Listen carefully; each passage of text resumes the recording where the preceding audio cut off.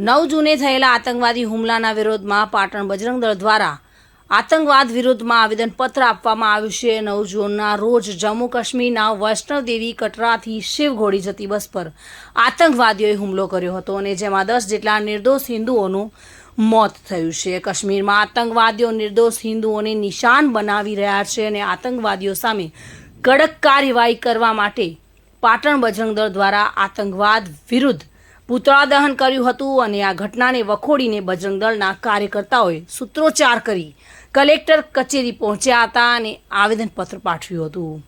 સત્વરે આતંકવાદીઓ સામે કાર્યવાહી કરવાની માંગ ઉઠી છે। ત્યારે આજે પાટણમાં પણ પુતળા દહન કરી વિરોધ દર્શન કર્યું હતું। પાટણથી પ્રવીણ સાથે bureau report, today Gujarati news.